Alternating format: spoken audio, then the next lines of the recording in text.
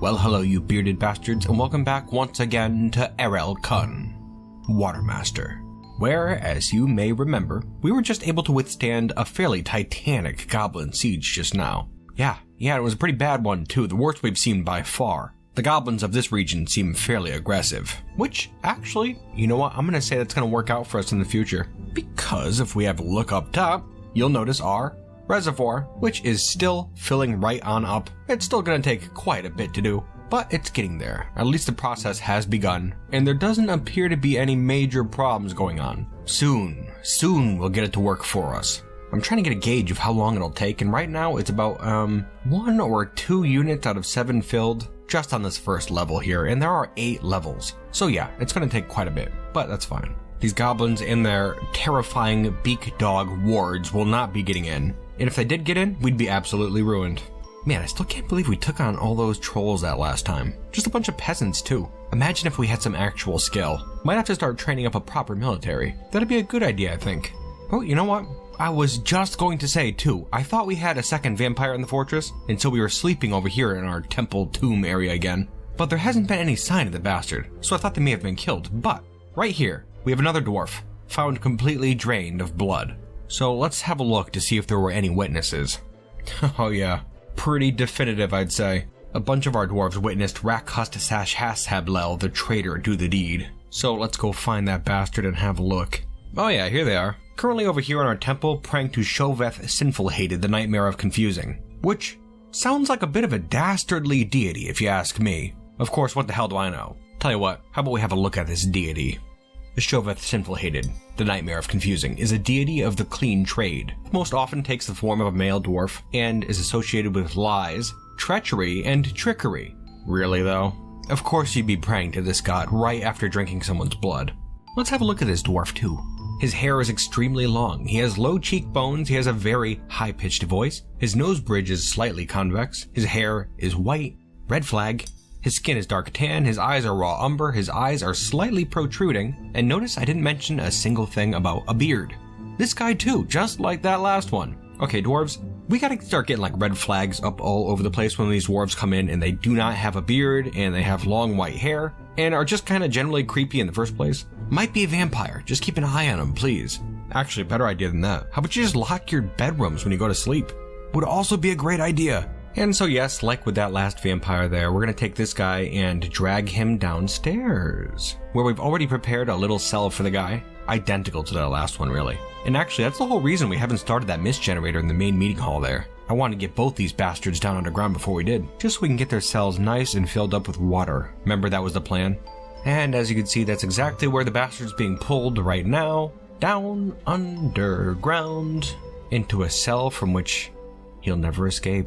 A cell that will soon be filled to the brim with ice-cold cave water. Have fun down there. You might be able to hear the howls of your neighbor, actually. They seem to be freaking out quite a bit. Also going to try to haul down some more garbage, too. This will be a fine place. Out of sight, out of mind. Maybe some bits and pieces will fall down with that vampire, too. That'd be fun. And now that that's all in place, we could put a grate here in the floor. All set. And we can let that water flow. But I imagine there is some pressure up top, so if it comes just rushing in, don't freak out. It'll be fine. Alright, I've just told someone to pull that lever. This is gonna be a mess. Brace yourselves, dwarves. You know what? Having second thoughts. Okay, there we go. There's some water. Okay. Alright. I wasn't sure how far I was gonna spread out. Got a little spooky there for a second, but it's gonna be fine. And look at that, dwarves. You got yourself a nice, cool, refreshing mist. You're very welcome. Tell you what, don't even bother thanking me. Yeah, it's gonna work out just fine, I think. Yes, and checking in on the vampires. Completely submerged. Excellent. Have fun down there. But now the best news here is that we can finally resume sleeping in our bedrooms. Gonna have to start making some more too. We actually don't have quite enough for all our dwarves. Oh, hey. Better news yet. It looks like those goblins are headed out. Oh yeah, here they are over here. It says the siege is over, but I'm not too sure what these guys are doing. I think they might be trying to work their way up this hill, but that water is pushing them back down. Normally after a siege, they'd be making a beeline the hell out of here. But, yeah, they don't seem to be. Actually, you know what? Stick around a little bit, you bastards. This water's gonna be getting so deep soon that, well, they're gonna start to drown. That'd be awesome. Yeah, no rush, you guys. Although, man, it would be really nice to get out there. Food and drink stockpiles are starting to get down there. Yeah, there are still quite a few of them, but most of them are gone. There were a couple hundred here, remember. In the meantime, something I noticed here that's actually pretty neat. Well, look at our cavies. So many of them have owners now. Really nice to see, and they're not all just taken by Cavi either. Though the guy does still have 4 of them. I'm not sure if they're the original 4 though. We've had a lot of cavies die. They don't live long either, and so every spring a few of them die off. As I was saying, besides him, quite a few other dwarves have taken them as pets as well, including Snatchy, his son, who has 1, 2, 3... Yeah, he's got 4 for himself too. Pretty cute. Well, okay, we let some time pass, because frankly, the dwarves aren't doing so great. As I said before, our food and drink stockpiles have gotten pretty low, and on top of that, all the invaders have left except for 1 beak dog.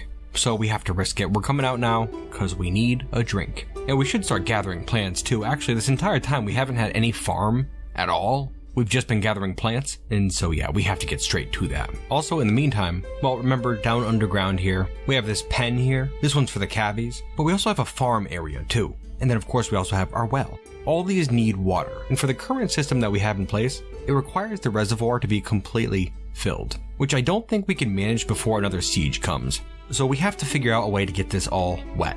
And so, I'm going to come over here and retool this aquifer-fed water system just a bit. It's the one that we use to get this cavi pen over here wet. And as you can see, what we've done here is built a wall around it, so that when the water comes down into this area, it'll go down this path, and connect with our existing water system. It should work pretty well. Little heads up, nothing too exciting. Although this is pretty exciting over here. It looks like this beak dog has found some of our dwarves to fight. I think one of our hunters was able to hit it with an arrow. Or a bolt, I suppose. Tore open its gizzard. Oh man, you can see all these dwarves running in terror right now. Not a good thing. Can we get a stout dwarf over here to take this guy down? Oh, that's not good. Oh, these are all gatherers. Okay, settle down. What we're gonna do here is reassemble our militia. Beak dogs are strong and powerful creatures, but, well, as we can see right there, they can be taken down pretty easy sometimes. Who killed it? Oh, Lolor. One of our militia captains. She cut the thing's head off with her axe, but she also took a pretty severe wound in the process. Her right hand was nipped away. Right now she's suffering from blood loss, but I think she can pull through as long as we get that wound clean. That's why I want that well water mostly, cases like this. Okay, doing a little bit of a time skip here. Nothing too big, but we are back to work now. I really want to get this thing filled up quickly, so we're probably going to be skipping a whole bunch of time now. Although, before we get too crazy with it, I would like to show off this little, side cistern thing we got going on. It's all set now, and let's see if it fills up appropriately. Now, remember, the water here is going to be coming from up top, the aquifer, and there's going to be a whole bunch of water coming in from there. That should get the job done. There's already a whole bunch of water up there, but I'm not sure how far it's going to get us. Regardless, it'll work eventually. Okay, water should come rushing through here, I think. Oh, no. Oh, dear me, I paused it. Okay, see, I know what I did wrong. Just gonna unpause it here while we look up at the ceiling, cause it's not going too well. But, yeah, unlike that last one, this one didn't really go so well. We had this little channel here, just all set so the water would go through there, but so much water just dumped in that it just, like, overflowed the channel and went out into the cavi pen. Wasted a whole bunch of water, actually. That stinks, but it'll be fine. It wasn't enough to kill anything. It just kind of pushed all the cavies out the doors on just a kind of a tidal wave. But the good news is that we can start getting these pens here filled up with water by opening these gates. Like this one right here. Water will just come in, fill up this whole place here, then we can close up that floodgate, and then it will be nice and muddy in here. Perfect for cavies. We'll do the same thing with the farm, and after this place and the farm are all set, we can fill up the well. And then hopefully after that reservoir is all filled up top, we could just close off this secondary one and just use the water from up there. Although we could just keep using the system forever. Either way. Okay, got that pen up top filled. Now it's the farm's turn. Just like that. This one will probably take a little bit longer, but still pretty straightforward. And yep, there we go. Just about there. Wonderful. All filled up. And now we can open up this one for the well and start getting that all filled up so we can finally start using our well. There we are. Excellent. Good job, dwarves. We finally have useful water. Oh, and well, it looks like so much water poured into this cavi chamber that, well, the entire thing's like absolutely filled now. So we'll just have to come over here and knock this door down real quick to let that water out. Seen some dwarves pass by with dead cavies. Don't know where they came from. Oh, here comes the door for that door. There we go. Okay. Doors open and that water's just pouring out all over the place. What a mess. Price of progress, I suppose. Okay, and as I said before, we're gonna start trying to let some time pass quickly. We still have a lot to do, so we're not gonna want to waste any of it. Let's go now, montage style. Let's do this.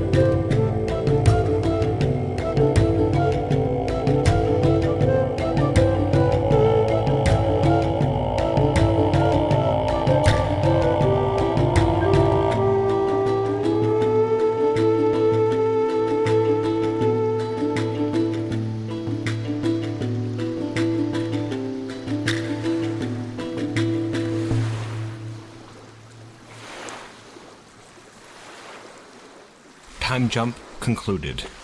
Quite a bit of time has passed, at least a year, maybe a year and a half. I really wasn't keeping track. It could have been more than that. In fact, I'm willing to bet it was. And you know what? Our reservoir still is not filled yet, which is just a crying shame. But we can't go waiting till the end of time now, can we? And if we take a closer look here, you can see it's 1, 2, 3, 4 Z levels filled right now, out of 9 actually. I know I said 8 earlier, but it's 9. And yeah, it's been quite a bit of time. But that's not a problem because this is going to do the trick right here, which is good because, well, as you can see, a goblin siege has just arrived. Same makeup as that last one. We have goblins, we have trolls, we have beak dogs, but this time they actually seem a little less feisty, which is okay.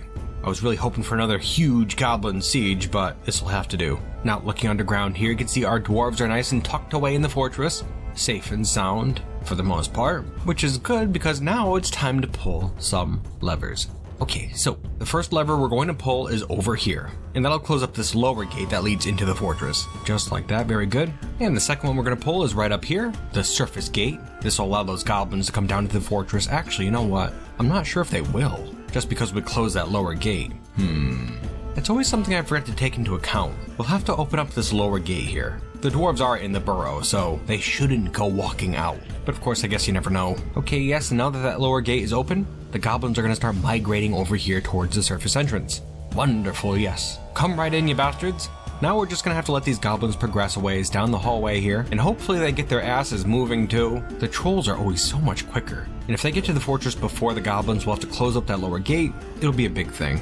So come on, double time goblins. Boy, damn trolls. This always happens.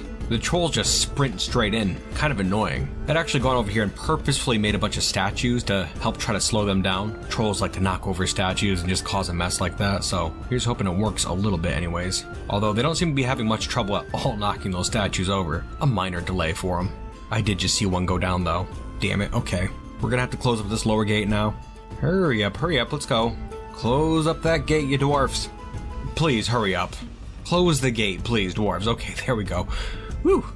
And now then, while we have it paused, we're going to open up this bridge here, and that's going to drop these trolls here down into the water. But there's so much water in here now that it should also rush up into this corridor, fill up the entire thing, and also go down over here through this staircase, filling up this entire area down here as well. But we have these gates closed, so it's not going to come into the fortress, fingers crossed on that. 2 of our water projects so far in this episode haven't gone exactly as planned, so yeah, fingers, again, tightly crossed. Let's do this. I don't really know where to look, honestly. Right here, I guess? Yeah, let's do it. Someone's going to pull that lever right now. Oh. That didn't work at all like expected. Come on. Are you serious? The entire premise of this fortress is just nothing now? Okay, alright, what am I missing here? I'm missing something. I was under the impression that the water would kind of like rush up into this corridor, as I just said.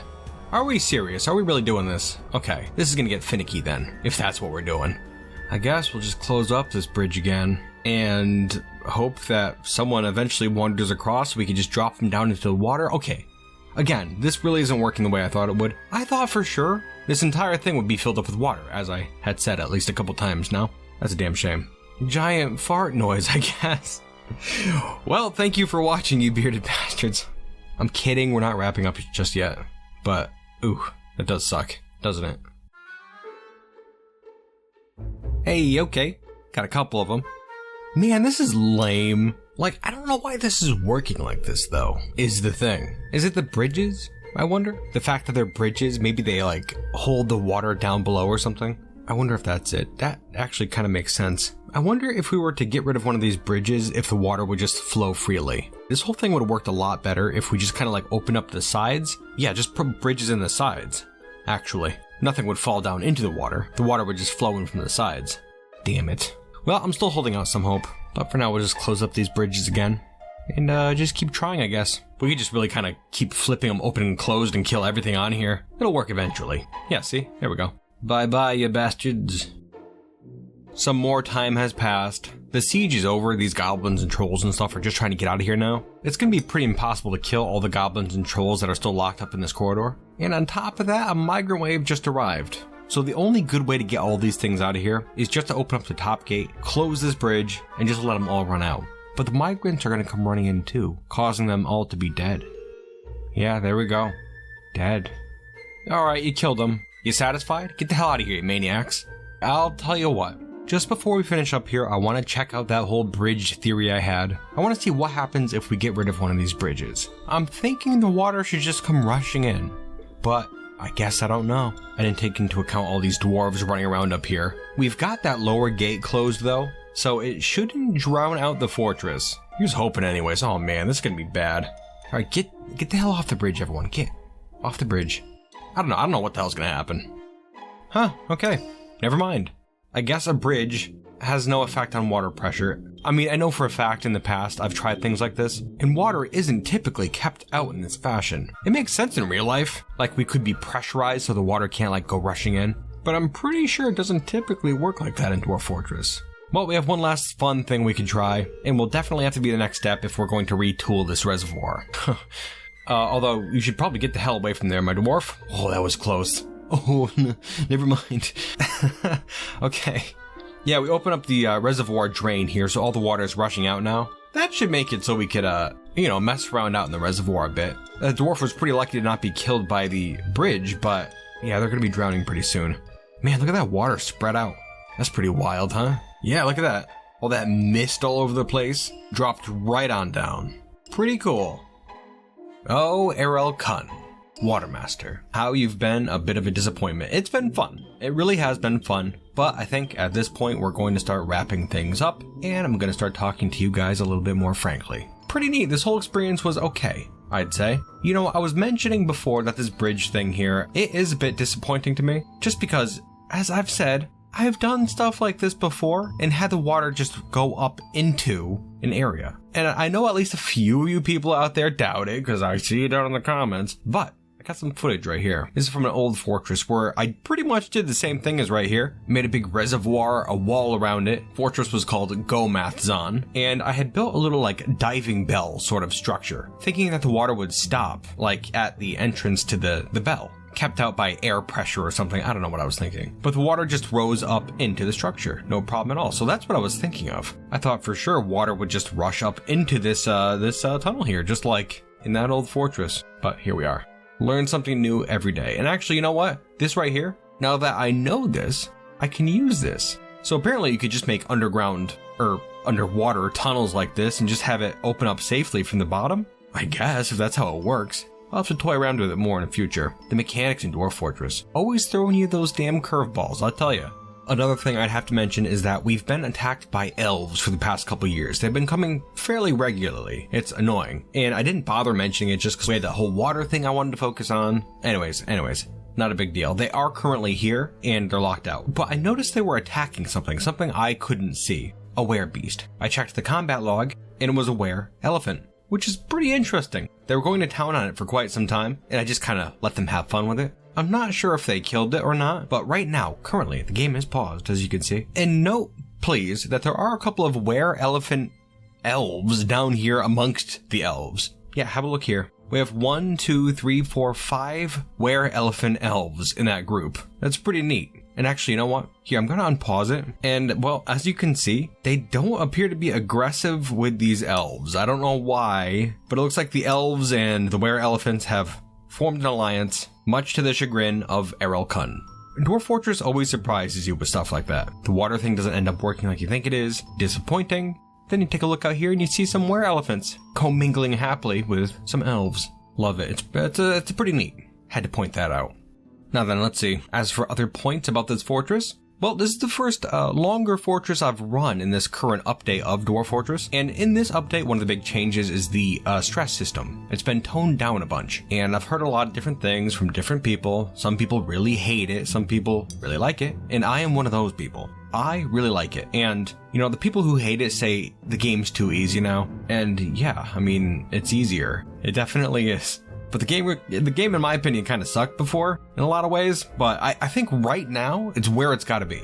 I've seen a lot of upset dwarves, sometimes needlessly upset dwarves, which I'd say is realistic, you know? You get a realistic scenario where someone's just unhappy for some stupid reason, and like, you know, that's like real life, I guess. But not like crazy, right? There's not like upset dwarves all over the place. I felt like before in Dwarf Fortress, your fortress would hit a speed bump and you'd never be able to get back on track because everyone was so upset that you couldn't do things properly. But right now, plenty of wiggle room. I really like this version's stress system. And if you are a former player of Dwarf Fortress and have been put off by the stress system, I would highly suggest getting back into it because this here is excellent. Also, something else I'll mention before we get out of here. This here, as per the title, is a short fort. 3 episodes. Yes, this is going to be the final episode of this. Short-ish and sweet. Doesn't wear out its welcome. And it was interesting trying out this new format too. Slightly shorter videos. In the first episode of this here, I had a couple people who were pretty concerned about how I'm going to get rid of the story elements of my videos. That is not true at all.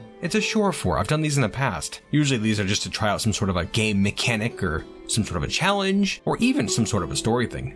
This particular one was just trying out water mechanics, just for the fun of it. I'm not getting rid of any of the story elements permanently. It's not gonna happen, okay? So don't worry about it. If that's one of your concerns, let me put your fears to rest. The story's not going anywhere. Just gotta try some new things from time to time. Also, speaking of that, I know already that some of you have commented that you don't like the new beak dog designs in this episode. Relax. It's just this episode, trying something new. It's okay. I know you like the cute old bumbly beak dogs. I get that. But I just felt like, actually, you know what I did with these ones? Apparently beak dogs have been inspired at least partly by, well, there's these things called shriekers from Tremors. It's a movie called Tremors about these giant worm things. Tremors 2 specifically. I guess they were partly inspired by that. So I looked at those designs and kind of used that for these ones. Nasty creatures. But it was fun. It was fun to try. Go take a look at them. I like to draw things differently for different worlds, you know, keep things fresh. It's a fun challenge for me. I don't like to stick to one design. It gets pretty boring. Like the Cyclops in this episode, got that dog nose thing on him.